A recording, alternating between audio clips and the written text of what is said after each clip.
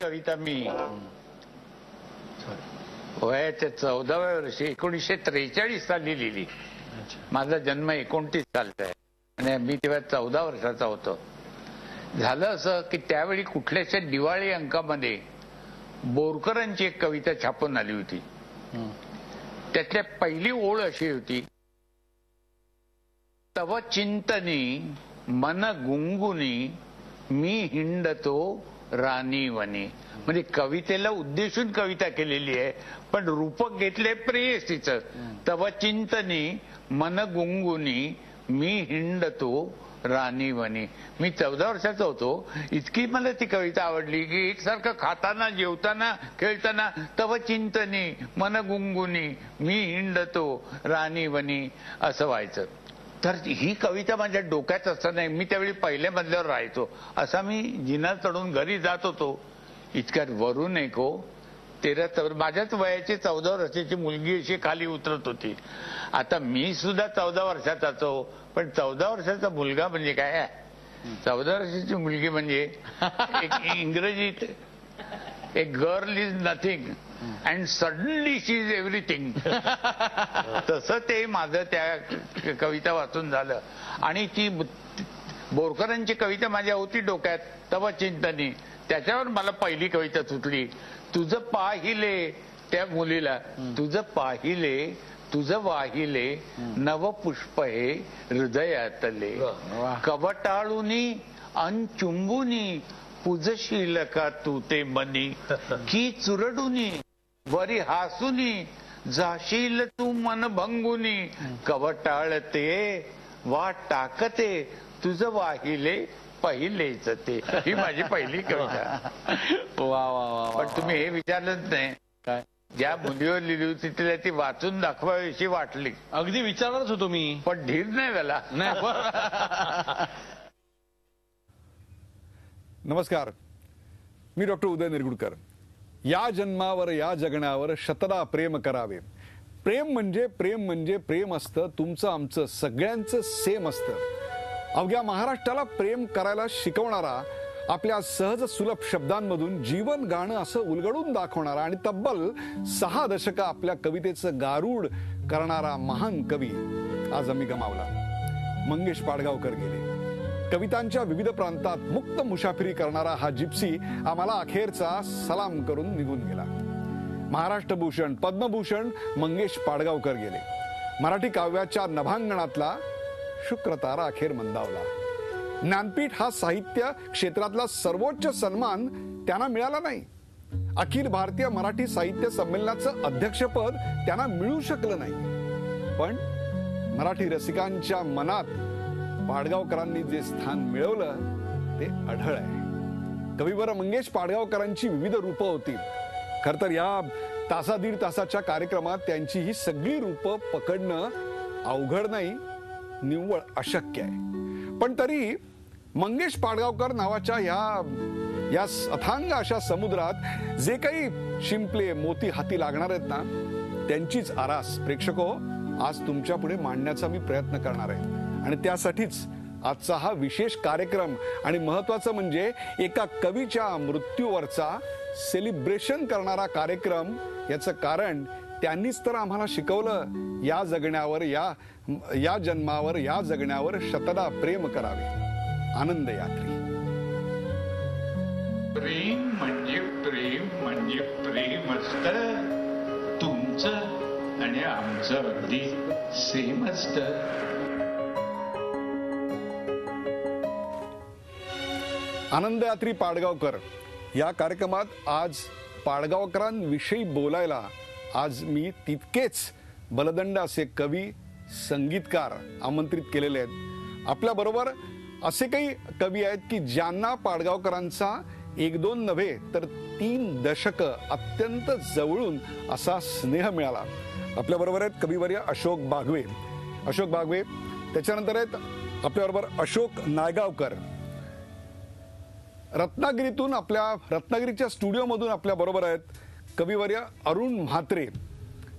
आणि आजच्या पिढीचे, ताज्या दमाचे आणि त्याहीपेक्षा पाडगावकरांच्या कवितांना चाली देऊन त्या गीतांची फुलं करणारे असे संगीतकार कौशल इनामदार, या सगळ्यांना पाडगावकरांचा अतिशय जवळचा स्नेह लाभला. आज आपण पाडगावकरांची ही विविध रूपं पकडायचा प्रयत्न करणार आहोत. ज्या कार्यक्रमाचं शीर्षक आहे ना आनंद यात्री, ते त्यांच्याच एका कवितेवरून घेतलेलं आहे. मला असं वाटतं अशोक बागवे त्यांच्या त्या आनंद यात्री या काव्यापासूनच, या श्रद्धांजलीच्या नव्हे तर एक प्रकारच्या त्यांच्या काय म्हणूया आपण, त्यांच्या मृत्यूच्या एक प्रकारे हे सेलिब्रेशन आहे असं म्हणूया आपण. कारण आम्हालाच नव्हे तर या पुढच्या पिढ्यांनाही ज्यांनी आनंदाचा ठेवा दिला, ती आनंद यात्री कविता आपल्या आवाजात. मराठी कवितेची आनंद यात्रा ज्या महान कवीनं आमच्या खांद्यावर ठेवली, त्या कविवर्य पाडगावकरांची ही अतिशय गाजलेली आणि या कवितेनंतर त्यांना आनंद यात्री म्हणूनच संबोधायला लागले, ती कविता वाचतो. अफाट आकाश हिरवी धरती, अफाट आकाश हिरवी धरती, पुनवेची रात सागर भरती. पाचूंची लकेर कुरणाच्या ओठी, पाचूंची लकेर कुरणाच्या ओठी, प्रकाशाचा गर्भ जलवंती पोटी. अखंड नूतन मला ही धरित्री, आनंद यात्री मी आनंद यात्री. वा. मेघांच्या उत्सवी जाहलो उन्मन, मेघांच्या उत्सवी जाहलो उन्मन, दवात तीर्थांचे घेतले दर्शन. दूर क्षितिजाची निळी भुलावण, पाशाविण मला ठेवी खिळवून. अक्षय विणाच घुमे माझ्या गात्री, आनंद यात्री मी आनंद यात्री. हलके काढून कंटक पायीचे, हलके काढून कंटक पायीचे, स्वरात विणिले सर मी स्वप्नांचे. हसत दुःखाचा केला मी स्वीकार, वर्षिले चांदणे पिऊन अंधार. प्रकाशाचे गाणे अवसेच्या रात्री, आनंद यात्री मी आनंद यात्री. वाह, क्या बात है. एखाद्या माणसाने जीवनावर किती अंगाने प्रेम करावं आणि असं उत्कटतेनं आम्हाला भरभरून द्यावं, याचं उत्तम उदाहरण म्हणजे मंगेश पाडगावकर होते. नायगावकरजी, एक रवी किरणचा काळ होता आपल्याकडे आणि त्याच्यामध्ये काव्य गायनाला एक प्रकारे प्रतिष्ठा नव्हती. त्याच्यावर उतारा म्हणून एक मंचीय कविता आपल्याकडे सुरू झाली आणि ती मंचीय कविता सादर करायला लागले ते म्हणजे तुमच्या आधीचं त्रिकूट. म्हणजे आमच्या पिढीचं त्रिकूट कोण तर अशोक बागवे, अशोक नायगावकर आणि अरुण म्हात्रे. आणि आमच्या आधीच्या पिढीचं त्रिकूट ही ज्यांनी गारुड गाजवलं ते म्हणजे बापट, करंदीकर आणि पाडगावकर. त्यावेळचा जो काळ होता तेव्हा अशा प्रकारच्या काव्य गायनाला प्रतिष्ठा नव्हती, किंबहुना असं काव्य गायन असतं असं मानलंच जात नव्हतं. त्या पार्श्वभूमीवर त्यांनी हे जे काव्य, मंचीय काव्य चालू केलं, त्याविषयी काय सांगाल? खरं तर 70 सालानंतर जशा या वाहिन्या, दूरचित्रवाणी वगैरे सगळं आलं, त्याआधी एक रेडिओ सोडलं तर बाकी असं साधनच नव्हतं गावागावांमध्ये. आणि मग सांस्कृतिकता जी आहे ती सांस्कृतिकता जी जोपासली, छोट्या छोट्या व्याख्यानमाला, विविध सरस्वती उत्सव म्हणा, शारदोत्सव म्हणा, तर त्यातनं सबंध महाराष्ट्रभर आणि बृहन महाराष्ट्रामध्ये बापट, पाडगावकर, करंदीकर, तर ह्या लोकांनी जे कविता वाचन केलं ना, त्यामुळं एक कवितेची गोडी, त्याची एक भूमी तयार करण्याचं जे काम आहे ना ऐकण्याचं, ते फार ऐतिहासिक असं काम रवी किरण मंडळानंतर या लोकांनी केलं. मागच्या पिढीमध्ये कवी यशवंत हे देखील काव्यगायन करत असत, नाही असं नाही, पण यांचा जसा त्रिकुटाचा बोलबाला झाला तेवढा बोलबाला आधीच्या पिढीचा तेवढा झालेला नव्हता.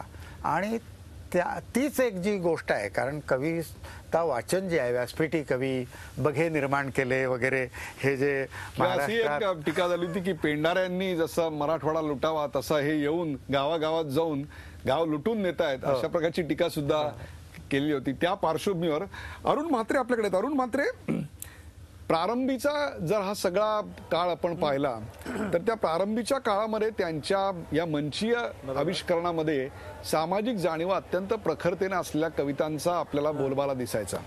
परंतु म्हणजे त्या काळातली समकालीन अस्वस्थता, आंदोलनं याच्यावरचं भाष्य असणाऱ्या कविता पाडगावकर काय, करंदीकर काय किंवा हे तिघही सादर करायचे.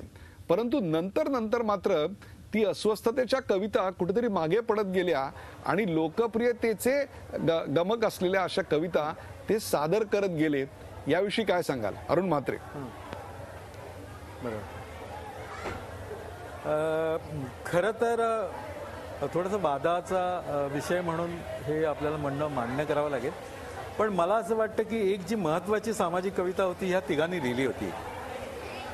जिंदा करंदीकरांच्या संयुक्त महाराष्ट्राच्या काळामधल्या सगळ्या कविता ज्या होत्या त्या सगळ्या सामाजिक अंगाच्या होत्या. वसंत बापट राष्ट्रसेवा दलामध्ये होते, त्याच्यामुळे त्यांनीही एका अर्थानं एक सामाजिक कविता लिहिली होती. आणि पाडगावकरांचं म्हणाल तर सलाम नावाची कविता त्यांची जी आहे ती भारतीय सगळ्या अस्वस्थतेचं अत्यंत नेमकं असं चित्रण त्यांच्या त्या कवितेमध्ये आहे. त्याच्यामुळं ह्या लोकांनी सामाजिक काही लिहिलं नाही असं नाही. पण मला असं वाटतं की आपली मगाशी नायगावकर म्हणाले त्याप्रमाणे आपली भूमी सगळी नांगरणं हे अत्यंत महत्त्वाचं काम आहे. मराठी रसिक तशा अर्थानं खूप मोकळा नाही, किंवा वा म्हणणं, दाद देणं, कवी संमेलनाला जाणं हे त्यातल्या त्यात थोडंसं कमी आहे आपल्यामध्ये. तर ते तयार करण्यासाठी एक गोष्ट सतत करावी लागते, ती आता आम्हालाही करावी लागते. म्हणजे खूपदा आमच्यावरही असे आरोप होतात की तुम्ही त्याच कविता म्हणता.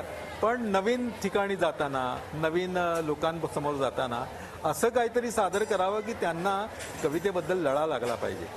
मध्यंतरी एक पिढी तुम्हाला माहिती आहे की ती पिढी इतकी तर्कदुष्ट अशा पद्धतीचं क्लिष्ट असं लिहिणारी, गद्यप्राय असं लिहिणारी होती की कवितेचा धोका असल्यासारखं लोक पळून जायचे कवितेपासून. मला असं वाटतं ती जी भूमिका करण्याचं काम या तिघांनी केलं सुरू, त्याचे पुढचं आम्हाला करावं लागतंय. आणि त्याचा सगळा दोषारोप घेऊन आम्ही आमची गंभीर कविता थोडीशी बाजूला ठेवून त्यांना आवडणारी कविता म्हणतो. पण मला असं वाटतं की आता पाडगावकरांची अशी एक कविता आहे जी सगळी या गंभीर लोकांना उद्देशून आहे की त्यांचं असं का होतं तेच कळत नाही, की त्यांना कळतं पण वळत नाही. च्या नावाखाली किंवा सांस्कृतिकच्या नावाखाली इतकी क्लिष्ट, इतकी गद्यप्राय झाली होती की त्यांना चांगल्या गोष्टीला दाद देणं ही गोष्टच बाद होती त्यांच्यापासून. त्याच्यामुळे मला असं वाटतं की पाडगावकरांचं जे असं म्हणणं आहे की मोठ्याने हसा तुम्ही यांना नैतिक त्रास होतो, मोठ्याने हसा तुम्ही यांना नैतिक त्रास होतो, आणि वेलची खाल्ली तरी यांना विस्कीचा वास येतो. वेलची खाल्ली तरी यांना विस्कीचा वास येतो. यांचा दोषा सुरू असतो अमकं खाणं वाईट, त्यानं डोकं जडसं होतं, तमकं मिळून पिऊ नका त्यांनी नक्की पडसं होतं. संयमाचे पुतळेचे यांची पापणी जरा सुद्धा ढळत नाही, आणि यांचं असं का होतं तेच कळत नाही. क्या बात. मला असं वाटतं की ह्या सगळ्या समाजासाठी पाडगावकरांनी हा एक पवित्रा घेतला होता आणि तो खूप आवश्यक होता. ही परत एकदा कवी संमेलन खूप रंजक करण्यासाठी, सगळ्या रसिकांचं लक्ष वळवून घेण्यासाठी आपल्याकडे ज्या गोष्टी खूप आवश्यक होत्या ते त्यांनी केल्या, आणि मला असं वाटतं त्या खूप विचारपूर्वक गंभीरपणे केलेल्या आहेत. या ठिकाणी एक महत्त्वाचा मुद्दा असा येतो की जो सर्वसामान्य माणसाला प्रश्न पडतो तो म्हणजे एखाद्या कवीला कविता सुचते कशी. आमचे अशोक बागवे नेहमी म्हणतात, कवी जेव्हा बोलतो प्राणातून तेव्हा त्याला हसायचं नसतं. खरं तर प्रेमानुभूती, निसर्ग सौंदर्य हेच पाडगावकरांच्या निर्मितीचं एक प्रकारे आपल्याला प्रेरणास्त्रोत म्हणता येईल. पाडगावकरांच्या कवितेची प्रकृती ही तशी म्हणजे आपण ज्याला काय म्हणतो गंभीर, वैचारिक सादरीकरण जे होतं ना त्याचं चिंतन वगैरे असं त्याच्यात नव्हतं, परंतु ते साध्या साध्या शब्दामधून यायचं. जीवनाचा आनंद, सभोवतीचं सौंदर्य आणि प्रीतीची समृद्ध अशा स्वरूपाची मनपूर्वक अनुभवावी अशा प्रकारची एक रसिकता त्यांच्या कवितेच्या शब्दामधून आली, आणि म्हणूनच ती रसिकापर्यंत पोहोचवावी हे त्यांचं जे एक ध्येय होतं. त्यांच्या काव्यनिर्मितीचं प्रेरक तत्वच मुळात जीवनाचा आनंद होतं. काय वाटतं आपल्याला? जीवनावर असीम प्रेम करणं हा पहिला मूलभूत त्यांचं तत्व होतं. शिवाय प्रेम आणि निसर्ग यांची सांगड अतिशय सुंदर त्यांच्या कवितेमध्ये होती. ह्याचं कारण असं की वेंगुर्ल्याचा जन्म आहे, सावंतवाडीमध्ये सगळं शिक्षण आहे, आणि कोकणाचा निसर्ग हा कुठल्याही कवीला म्हणजे असा भावोत्कट अशी साथ घालतो. आणि यांच्याकडे शब्दकळा इतकी सुंदर होती. आणि आणखी एक का तुम्हाला सांगतो की ह्या तिन्ही कवींमध्ये एक नाट्य होतं. करंदीकर, बापट आणि पाडगावकर हे तिन्ही नाटकाच्या जवळ होते. त्यामुळे सादरीकरण करताना आणि रेडिओवर सुद्धा कामाला होते पाडगावकर. त्यामुळे संपूर्ण ध्वनिशास्त्र हे कवितेचं काय आहे याची उत्तम जाण असल्यामुळे सादरीकरण आणि शब्दकळा म्हणजे तुम्हाला सांगतो उदयजी की आता गेल्या दिवाळी अंकातली कविता वाचली त्यावेळी मी आश्चर्य झालं की त्यांच्या कवितेला वार्धक्य कधीच आलं नाही. वार्धक्याची सावली सुद्धा पडली नाही. एवढी ताजी रसरशीत अशी शब्दकळा की ज्यांचं हृदय झाडांचं त्यांनाच फक्त फुले येतात असं लिहिणारे पाडगावकर. किंवा गाण्यात सर्व माझे इमान आहे, ज्याचे खरे न गाणे तो बेईमान आहे. पाण्यात पावसाच्या बेहोश आरतीला, कोकणातला पाऊस आठवा, पाण्यात पावसाच्या बेहोश आरतीला वाजे मृदुंग तेथे माझाच प्राण आहे. ज्याचे खरे न गाणे तो बेईमान आहे. असं नेमकं याच टप्प्यावर दस्तूरखुद्द पाडगावकर आपल्या काव्य निर्मितीच्या प्रेरणा स्तोताबद्दल आमच्याकडे काय म्हणाले ऐकूया. गाय जवळ घेते नि वासरू लुचू लागत. गाय जवळ घेते नि वासरू लुचू लागत. आपण गाऊ लागलो की गाणं सुचू लागत. गाय जवळ घेते नि वासरू लुचू लागत. आपण गाऊ लागलो की गाणं सुचू लागत. गाणं जसं जनात आपण गाऊ शकतो, जसं मी आता म्हणतोय, परफॉर्म करतोय, गाणं जसं जनात आपण गाऊ शकतो, गाणं आपल्या मनात आपण गाऊ शकतो. जनात गायलात म्हणून तुम्ही मोठे नसता आणि मनात गायलात म्हणून तुम्ही छोटे नसता. एक गोष्ट नक्की असते, तिन्ही काळ पक्की असते. कुठली? आपलं गाणं आपल्याला पटलं पाहिजे आणि गाण्यावर प्रेम करीत आपलं गाणं आपण म्हटलं पाहिजे.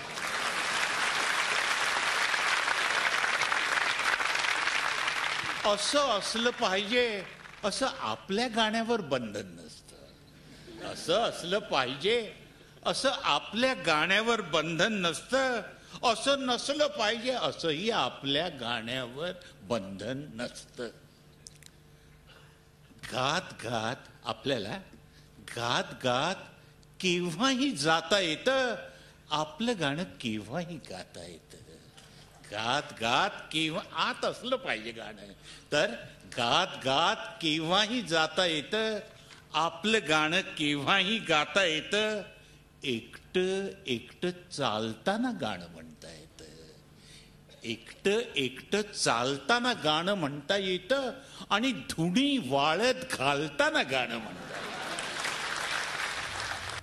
धुणी वाळत घालताना गाणं म्हणता येतं. प्रेक्षको, मंगेश पाडगावकर म्हणजे आपल्या या अशा रोजच्या जगण्यातला, म्हणजे लोकलनी जातो, काम करतो, परत येतो, रेशनचं धान्य आणतो किंवा भाजी आणतो, असं रोजच्या जगण्याला त्यांनी भावभावनांना शब्दरूप दिलेला हा कवी. हे रोजचं जगणं म्हणजेच ही एक आनंद यात्रा कशी असते हे पाडगावकरांनी आम्हाला दाखवलं नाही, शिकवलं. मंगेश पाडगावकरांना माणसाच्या जगण्याची जी एक काय म्हणू आपण नैसर्गिक लय होती ना, ती सापडली होती. तीच त्यांच्या सगळ्या भावगीतांमधून अशी पसरलेली दिसते. म्हणजे प्रेम असेल, विरह असेल, प्रतीक्षा असेल, भेटीचा आनंद असेल किंवा भेटीच्या आनंदानंतर एकत्र येण्याचा हा सगळा निखळ उत्सव असेल, हे सगळं त्यांच्या भावगीतांमधून आपल्यापर्यंत अत्यंत प्रभावीपणे पोहोचलं. शुक्रतारा मंदवारा, चांदणे पाण्यातून, चंद्र आहे, स्वप्नव आहे, धुंद, अशा अनेक गाण्यातून, किंवा आज तू डोळ्यात माझ्या मिसळून डोळे पहा, तू अशी जवळी राहा, असं म्हणणारे पाडगावकर आपल्यापासून दूर गेले असले तरी पिढ्यानपिढ्यांचं भावविश्व त्यांच्या भावगीतांनी समृद्ध करून गेले. अगदी श्रावणात घननिळा असेल किंवा अशी शेकडो गाणी मी सांगू शकतो की जी आत्ता तुमच्या आमच्या ओठावर आहेत. आणि गीत म्हटल्यानंतर अर्थातच आपल्याकडे कौशल इनामदार आहेत की ज्यांनी त्यांच्या शब्दकळेला स्वररूप स्वरसात चढवलेला होता. त्यांची शब्दकळा तुम्हाला भावलेली आणि त्यांच्या शब्दांना तुम्ही दिलेला साज. मला आठवतं की पहिली भेट जेव्हा मंगेश पाडगावकरांची माझी झाली तेव्हा मी त्यांनी लिहिलेलं एक गाणं नुकतं कंपोज केलं होतं आणि ते त्यांना ऐकवलं. ती त्यांची कविता होती जिप्सी मधली. आणि तेव्हा त्यांनी मला असा सल्ला दिला होता की तू गाणं हा फॉर्म एक्सप्लोर कर, फक्त कवितेला चाल देणं इतकंच करू नकोस, तर गाणं हा फॉर्म पण एक्सप्लोर कर. म्हणजे कुठल्याही कवीनी तो भेदभाव न मानणं हाच मला खूप मोठेपणा वाटतो या दिवसांमध्ये. पण योगायोगाने मला त्यांच्या कवितेमध्ये सुद्धा इतकं गाणं सापडत गेलं, कारण त्या कवितेमध्ये लय आहे. आणि दुसरी गोष्ट म्हणजे एक भावगीताचा फक्त फॉर्म न घेता की ध्रुवपद कडवं ध्रुवपद आणि नुसती कविता म्हणून लिहिलेली त्यांनी जे आहे त्याच्यात सुद्धा इतकी त्या म्हणजे सॉन्ग म्हणजे ज्याची पुनरावृत्ती करावी असं त्याच्यात इतकं सापडतं. तर ते मी त्यांची एक कविता जिप्सी मधली पण ज्याचं कवितेचं गाणं झालेलं आहे अशी एक ऐकवतो.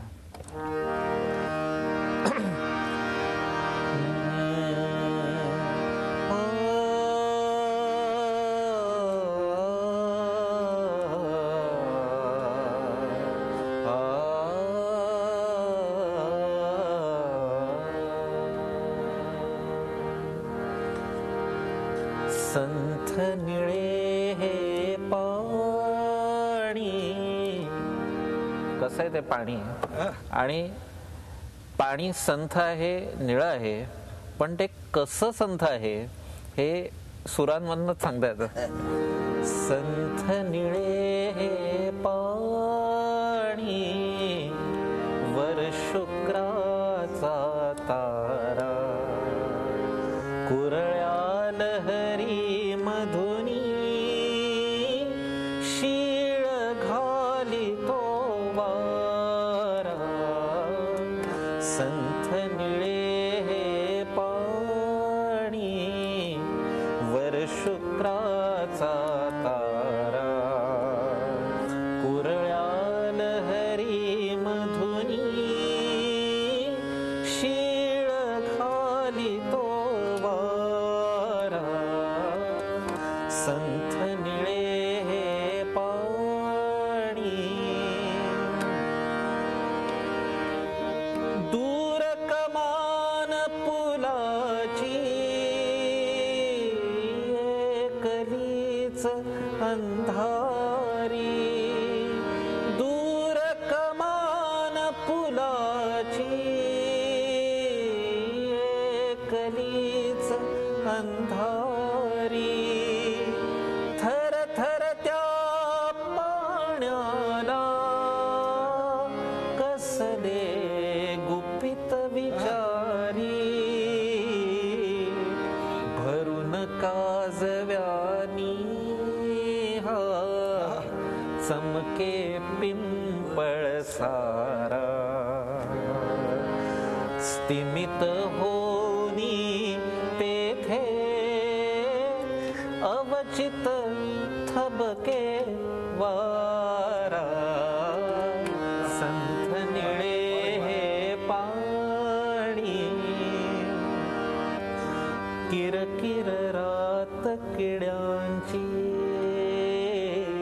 नीरवतेस किनारी. किरकिर रात किड्यांची नीरवतेस किनारी. ओढ लागुनी छाया थर थर ती अंधारी. मध्येच क्षितिजावरुनी वीजल काकुनी जाई. अंध्यानस्थ गिरी उखडुनी लोचन पाही.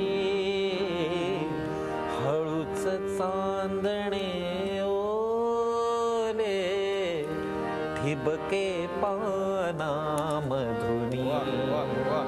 कसला क्षण सोनेरी उमले प्राणामधुनी संथ निळे हे पाणी वर शुक्राचा तारा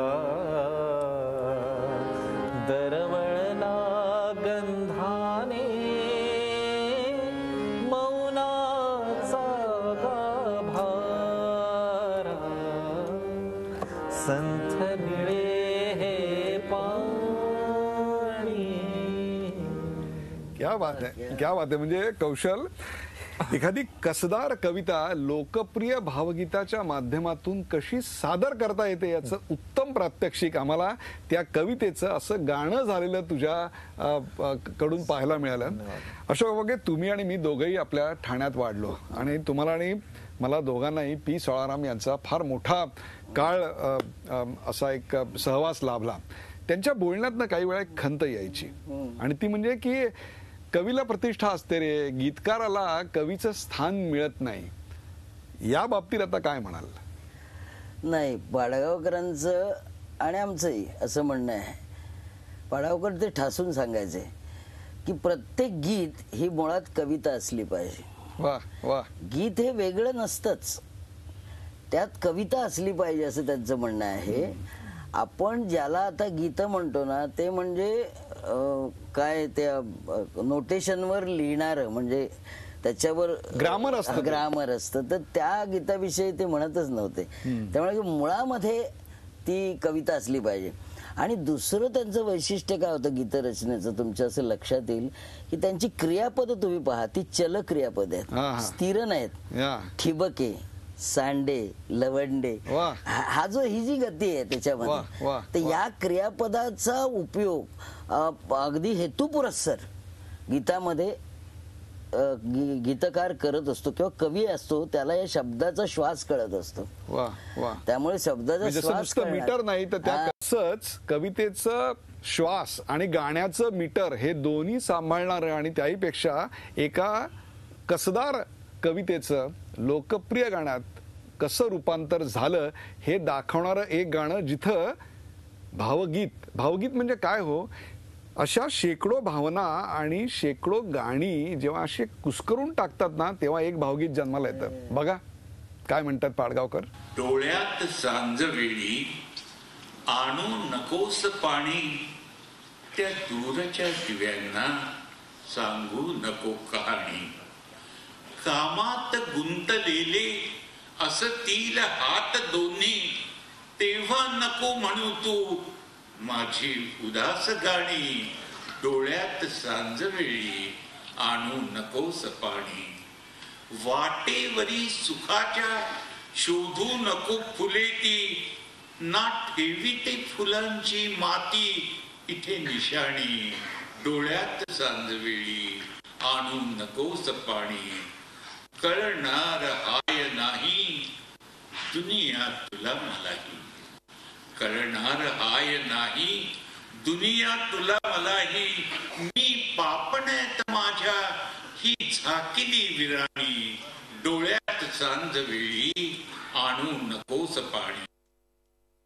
प्रेम म्हणजे प्रेम असतं. तुमचं आणि आमचं अगदी सेम असतं.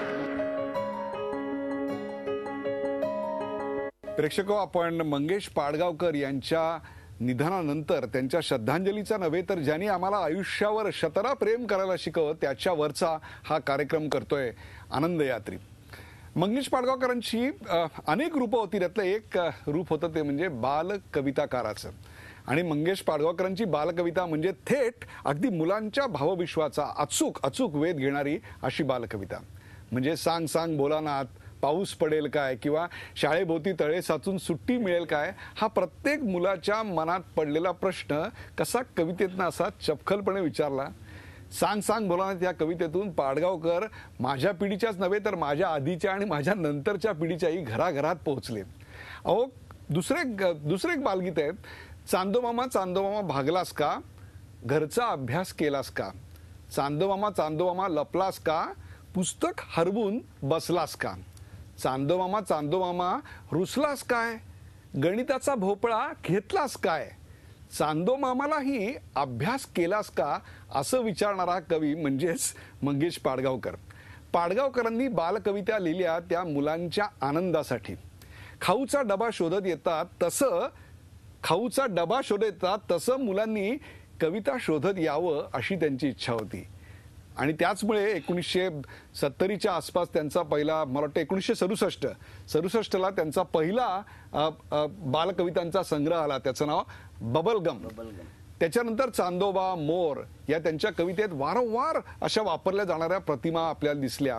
चांदोबावर खरं तर माझ्या आधी अनेकांनी मी पाहिले कविता लिहिल्या, पण पाडगावकरांचा चांदोबा आपल्याला बॉयफ्रेंड सारखा किंवा गर्लफ्रेंड सारखा वाटतो. बालकांच्या विश्वातलाच आहे असं वाटतं तो चांदोबा माझ्या बाजूलाच बसलेला आहे. याचं कारण त्याच्या रचनेची अत्यंत घट्ट वीण, तालयुक्त शब्द आणि विषयाचं वेगळेपण, म्हणजेच पाडगावकरांची बालकविता. काय सांगाल त्यांच्या बालकवितांविषयी? मुळामध्ये पाडगावकरांचं जर तुम्ही निरीक्षण कराल तर तुमच्या असं लक्षात येईल, त्यांचा चेहरा अतिशय निरागस होता आणि डोळे ना असे खेळकर डोळे असे बघायचे आणि त्यांच्यामध्ये एक मिस्किलपणा, अभिजात मिस्किलपणा होता. त्यामुळे मिस्किलपणा जो होता ना तो म्हणजे खूप कहाण्या आहेत आमच्या बरोबर. एखादा किस्सा सांगतो की तुम्हाला गंमत येईल की आम्ही कल्याणला एकदा कार्यक्रम करत होतो आणि उत्स्फूर्तता खूप होती त्यांच्यामध्ये. कल्याणला कार्यक्रम केल्यानंतर आम्ही जेवायला आलो त्यावेळी एका नवीन कवीची ओळख करून दिली त्यांना. त्याचं नाव होतं नारायण लाळे. आणि ते जेवत असताना ते लगेच म्हणाले, लाळे का? लाळेशिवाय जेवणाला गंमत येत नाही. ही जी गंमत आहे त्यांच्याकडे ती खूप होती. आता त्यांचे अभंग फार वेगळे होते. पण गंमत काय आहे की बालकविता लिहिताना बालकांच्या भावविश्वास जाण्याची जी प्रतिभेची एक नम्रता असते ना ती पण कवीकडे असावी लागते. बरोबर. आणि सांग सांग भोलेनाथ पाऊस पडेल काय हे एक गाणं एवढं का लोकप्रिय झालं याचं कारण मुलांचं मानसशास्त्र त्या माणसाला माहिती होतं की उद्या आहे गणिताचा पेपर, पोटात माझ्या कळ येऊन दुखेल काय ढोपर, किंवा आठवड्यातनं रविवार येतील का रे तीनदा. चमत्कृती हा बालकाच्या भावविश्वाचा एक अतिशय गोड कोपरा असतो. ही चमत्कृती जेव्हा एखादा मोठा कवी बालकवितेत आणतो ना त्यावेळी ती बालकविता ही बालकांची नव्हे आपल्याला सुद्धा मोठ्यांना आणि शैशव जगायला लावणारी. काय सांगाल नायगावकर त्यांच्या या बालकवितेच्या रूपाबद्दल? इतकं मोहक आहे तुम्हाला सांगतो की 6 दशकं झाली ते सांग बोलणार माझ्या लहानपणी मी ऐकलेलं, परंतु आत्ताच्या मुलांना सुद्धा अगदी या सगळ्या व्हॉट्सअप आणि मोबाईलच्या जमान्यात देखील ते गाणं मुलांना अत्यंत आवडतं. एक रांगत जाता जे चालायला शिकतो ना असं ही या लोकांची जी पाडगावकर, करंदीकर या सर्वांची जी बालकविता आहेत ना त्याने कवितेच्या प्रांतात रांगायला शिकवलं आणि त्यातनं दुडू असं उभं राहायला शिकवलेलं आहे मराठी मनाला. आता त्यांनी गाण्याचा मगाशी उल्लेख झाला की मराठी जगण्याचंच त्यांनी गाणं करून टाकलं आयुष्यभर असं म्हटलं. पण इतकं गाणं एका बाजूला लिहिणारा हा माणूस म्हणजे पानोपानी शुभशकुनांच्या कोमल ओल्या रेषा. आपण सगळ्या लोकांनी पान बिन खाल्लं असेल, झाडाचं पान बघितलं असेल, पण त्या रेषांचं इतक्या तरलतेनं, इतक्या असं सूक्ष्मपणाने अरे हे आपल्याला कसं सुचलं नाही म्हणून असा हेवा वाटावा ना असा हा कवी. इतकी गाणी वगैरे लिहिणारा सगळं. पण सामाजिकता नावाची जी गोष्ट आहे ना आपल्याकडे काय झालंय की अमुक एक कवी म्हणजे फक्त याच प्रांताचा कवी तो, की अमुक एक म्हणजे उसाचं तर उसाचंच पीक घ्यायचं फक्त. हो म्हणजे त्यांनी बाजरी आणि ज्वारी जरी लावायचं नाही. आपण त्यांच्या सामाजिक कवितांवर बोलणार आहोत, परंतु त्यांच्या ज्या बालकविता आहेत ना त्यांच्यातला बालकवी जेव्हा समोर येतो तेव्हा एखाद्या संगीतकारासाठी ते आव्हान असतं. काय सांगाल त्याची एक झलक? एक मला ज्यांनी गाणं शिकवलं कमलाकर भागवत सुरुवातीला त्यांनी पण पाडगावकरांच्या बालकविता बऱ्याच केल्या होत्या आणि मला त्याची गंमत म्हणजे अर्थाच्या पलीकडे एक खूप मोठी दुनिया आहे आणि त्या दुनियेचं आकलन त्यांना बरोबर होतं, जे प्रत्येक लहान मुलाला असतं. आपण मोठं होत जातो तसं ते हरवतं आपलं. आणि त्या अर्थाच्या पलीकडच्या दुनियेमध्ये नाद आहे, ध्वनी आहे, बागवे सर म्हणाले तशी चमत्कृती आहे. आणि आता उदाहरणार्थ म्हणजे सगळं शिक्षण घ्यायचं ते मोठं होण्यासाठी हो. आणि मोठं झाल्यानंतर खंतावायचं आपलं बालपण गेलं म्हणून. कलाकाराचा सगळ्यात मोठा स्ट्रगल हा निरागसता हरवू न देणं याच्यात असतो. वा.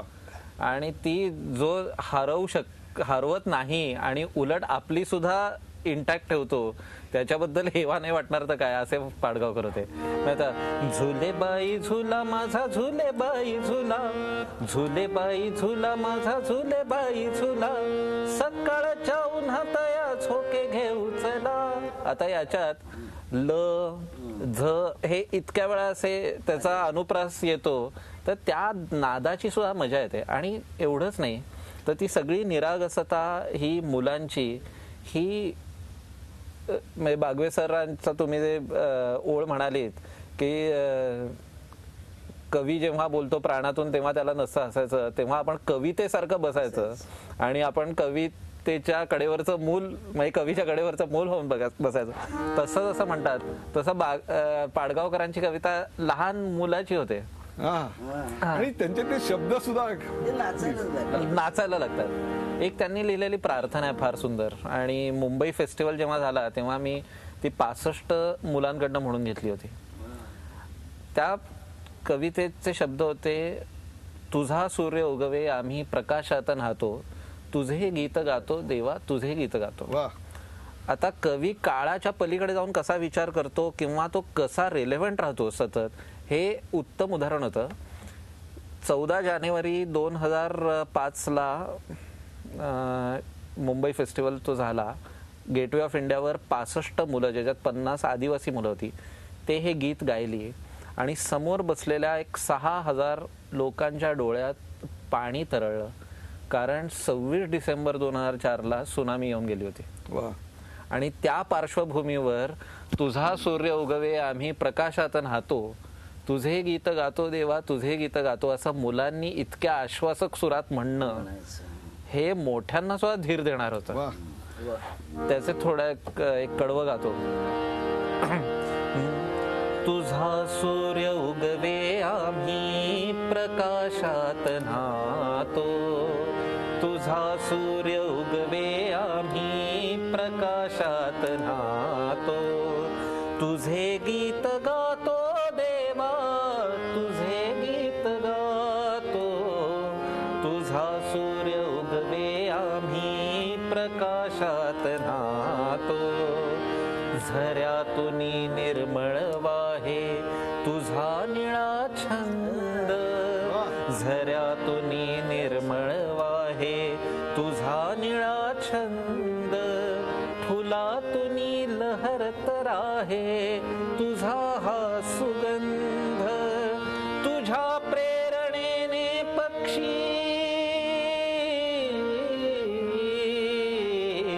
तुझ्या प्रेरणेने पक्षी उंच उंच जातो, तुझ्या प्रेरणेने पक्षी उंच उंच जातो, तुझे गीत गातो देवा तुझे गीत गातो, तुझ्या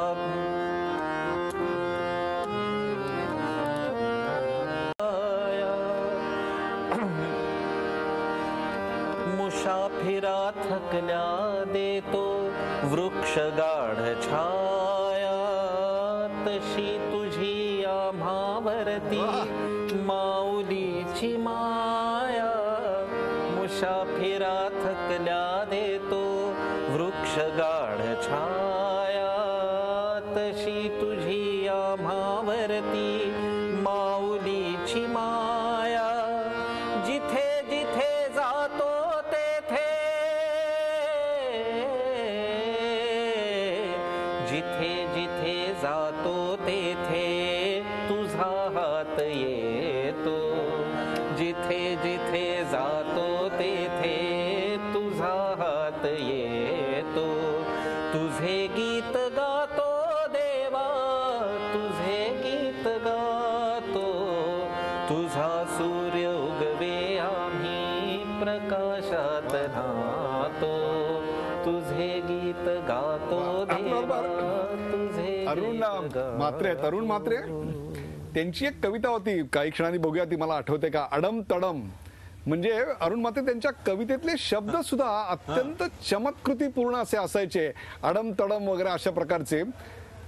या सगळ्या चमत्कृतीपूर्ण शब्द रचनेबद्दल काय सांगाल? मी तुम्हाला सांगतो, मगाशी बालकवितेचा विषय निघाला तेव्हा एक त्यांची खूप महत्वाची बालकविता आहे. म्हणजे खरं तर बालकविता पण म्हणता येणार नाही, पण त्यांनी वेंगुर्ल्याचा पाऊस कसा माया करीत यायचा, वेंगुर्ल्याचा पाऊस कसा माया करीत यायचा, सरीनी लाड करीत मला कुशीत घ्यायचा, सरीनी लाड करीत मला कुशीत घ्यायचा. बालपण सगळं माझं भिजवलं त्यानं, बालपण सगळं माझं भिजवलं त्यानं. आईसारखं मला थोपटून निजवलं त्यानं. मला जाग येईल म्हणून हळूच निघून जायचा. वेंगुर्ल्याचा पाऊस कसा माया करीत यायचा, सरीनी लाड करीत मला कुशीत घ्यायचा. मला असं वाटतं की पाडगावकरांना त्यांच्यापर्यंत आपला संपर्क होऊ शकत नाही, परंतु त्यांची एक कविता होती, अडम तडम स्टुलावर चढम, सांभाळून चढम नाहीतर पडम धडम धडम. अब्बा अब्बा फळीवर डब्बा, नक्की नक्की गोष्ट पक्की. अब्बा अब्बा फळीवर डब्बा, नाहीतर गोष्ट नक्की नक्की गोष्ट पक्की. आडू आडू पाडू डब्यात लाडू, डब्याला हल्ला डल्ला डल्ला. खिशात लाडू भरून घेवम, जिथल्या तिथे डबे ठेवम. डबा झाकम पाय हळूच खाली टाकम. अरे वा. डबा झाकम पाय हळूच खाली टाकम. अडम तडम सांभाळून उतरम, गुपचूप गुपचूप बाहेर पडम. अडम तडम अडम तडम. क्या बात. अशा प्रकारची एक क्या बात. चमत्कृतीपूर्ण अशी शब्दरचना नाद. ही त्यांच्या शब्दातला जो आणि नाद लहान आहे. मूल होणं, कारण माझा मुलगा आता वाढतोय आणि त्याला याचीच गंमत वाटते, तोही हेच करतो. पण हे सगळी निरागसता पार करून गेल्यानंतर परत आयुष्याच्या त्याच्याकडे जाणं हे फार 80 पर्यंत हे सगळं टिकवणं. आजोबा आणि नातू यांच्याबद्दल एक अफलातून अशा प्रकारचं दृश्य आपल्या समोर आता मी दाखवणार आहे आणि ते प्रत्यक्ष पाडगावकरांच्या मुखातून बघा. जेवताना आजोबा लाडात येत, जेवताना आजोबा लाडात येत आणि मला आपल्या ताटातली भाकर देत. जेवताना आजोबा लाडात येत आणि मला आपल्या ताटातली भाकर देत. जेवता जेवता मध्येच थांबत आणि एक भला मोठा ढेकर देत. मी म्हणायची रागावून आजोबा बॅड मॅनर्स. मी म्हणायची रागावून आजोबा bad manners, what are you doing. आजोबांचं हसून उत्तर, आय एम जस्ट ढेकरिंग. आजोबांच्या खोलीत आता धुक धुक धुक. आजोबांचं जग सगळं मुक मुक मुक. नातू, आजोबांना पडलं होतं भलं मोठं टक्कल. आजोबा म्हणायचे ज्याला असं टक्कल त्यालाच असते अक्कल. आणि आजोबा म्हणायचे ज्याला असं टक्कल त्यालाच असते अक्कल. मी खिजवून म्हणायचो, आजोबा यमकासाठी घ्या आता बक्कल. आजोबा मोठ्याने ओरडून, मग आजोबा मोठ्याने ओरडून म्हणत, अरे साल्या यमक्या, मला देतोस धमक्या. यमकांच्या या धंद्यामध्ये मी आहे खमक्या. नात, आजोबा आपल्याच नादात स्वतःशीच गात असत. आजोबा आपल्याच नादात स्वतःशीच गात असत. गाता गाता मध्येच थांबून स्वतःशीच गोड हसत. गाता गाता मध्येच थांबून स्वतःशीच गोड हसत. मी जवळ गेले की मला म्हणत, बेटा एक लक्षात ठेव, बेटा एक लक्षात ठेव, एकटं जाता आलं पाहिजे आणि स्वतःला स्वतःशीच गाता आलं पाहिजे. या जन्मावर या जगण्यावर शतदा प्रेम करावे असं सांगणारा हा कवी किती लहान मुलासारखा लहान मूल होऊन तुमच्याशी बोलत होता पहा. त्यांचं आणखीन एक रूप होतं आणि त्याच्यावर टीका प्रचंड मोठ्या प्रमाणावर झाली. नायगावकर त्यांनी लिज्जत पापड या एका पापड बनवणाऱ्या कंपनीसाठी कविता लिहिल्या आणि त्या काळच्या टेलिव्हिजन वगैरे नव्हतं त्यावेळेला, वृत्तपत्रांमध्ये फ्रंट पेजवर त्या पापडावर अशा छापून आल्या आणि त्यांच्यावर प्रचंड मोठ्या प्रमाणावर टीका झाली आणि ती होती की तुम्ही कवितेला क्रयवस्तू केलत. त्याच्यावर विडंबनही प्रचंड मोठ्या प्रमाणावर आलेली होती. म्हणजे उजवा हात पापड खाण्यात गुंतलाय वगैरे अशा प्रकारची कविता त्यावेळी त्यांच्यावर आलेल्या होत्या. काय सांगायला या सगळ्या टीकेबद्दल आता मागे वळून पाहताना? ती एक गंमत होती खरं म्हणजे. आणि आता जे सगळं कवीच्या बाबतीत असा बोलबाला होणं मुळात तर ही फार आत्ताच्या काळात तर खूप मोठी गोष्ट आहे. कारण कुठेही संगीत दिलेलं असतं किंवा गाणी असतात, पण त्यात कवीचं नावच फारसं कोणाला नसतं. खरोखर सांगतो म्हणजे कवीचं नाव मात्र तिथनं गायब असतं. तर एका कवी हा एका चर्चेचा विषय व्हावा गाण्यावरनं, ही फार मोठी गोष्ट आहे. आणि असं तर वाटायचं की पाऊस थांबलाय म्हणजे पापडावरचं अजून गाणं नाही तयार झालं पाडगावकरांचं, म्हणून मान्सून लांबलाय की काय, अशी देखील चर्चा होत असायची. एक कवी हा चर्चेचा विषय होणं ही फार मोठी गोष्ट आहे म्हणजे माझ्या मते. आणि इतकं मोठं जे सर्वात मोठी गोष्ट 60-70 वर्षाचं सृजन म्हणजे काय. 80 वय झाल्यानंतर 80 पार केल्यानंतर शंकर वैद्य आणि मंगेश पाडगावकर, तर पाडगावकर म्हणाले माझ्या शेवटच्या संग्रहाचं नाव अखेरची वही असं आहे. तर शंकर वैद्य त्यांना म्हणाले अखेरची वही भाग 1, अखेरची वही भाग 2 असं आहे की काय. तर ही गंमत असते हो तुम्हाला. नाही बरोबर आहे. म्हणजे असं म्हटलं गेलेलं आहे की जेव्हा जेव्हा काव्यामध्ये अधर्म माजेल किंवा काव्य ग्लानिर्भूत होईल त्यावेळेला विडंबनकार जन्म घेऊन त्याला एक प्रकारे नवसंजीवनी देईल. याचं कारण मंगेश पाडगावकरांनी फक्त काही भावगीतं किंवा प्रेमकविता लिहिल्या नाहीत, तर त्यांनी वात्रटिकाही लिहिल्या आणि पापडाच्या जाहिरातीत पावसावर कविता देखील लिहिल्या. पाडगावकरांच्या पापडाच्या जाहिरातीतली कविता आल्याशिवाय तुम्ही म्हणलात त्याप्रमाणे पावसाळा आल्यासारखं त्या काळात वाटतच नसे. असं भाग्य आत्ताच्या पिढीत देखील कुठल्याही कवीला मिळालेलं आहे असं मला वाटत नाही. त्यांच्या वात्रटिका देखील अत्यंत धमाल होत्या. त्याचा एक नमुना मला आठवतोय. त्या वात्रटिकेचं शीर्षक होतं आत्महत्या. काय करावे कोठे जावे नुमजे मजला, काय करावे कोठे जावे नुमजे मजला, की विष खावे किंवा लावणी तडक रेडिओ भावगीत ते मी ऐकावे. म्हणजे बघा त्यांच्या म्हणजे ही जी काही एक कल्पनाशक्ती आहे, स्वतःच विडंबन करायची वृत्ती आहे, त्यांच्या ह्या मंत्रशक्ती, विरळा, गायनी कळा ह्या सगळ्या वात्रटिका मला आता आठवत आहेत. त्या प्रचंड त्या काळात गाजल्या होत्या आणि त्याचा प्रभाव आपल्या सगळ्यांवर पडलेला होता. आनंदयात्री पाडगावकर हे अत्यंत स्वभावाने मिश्किल होते आणि तसेच तिरकसही होते. त्यांच्या तिरकसपणाची एखादी आठवण?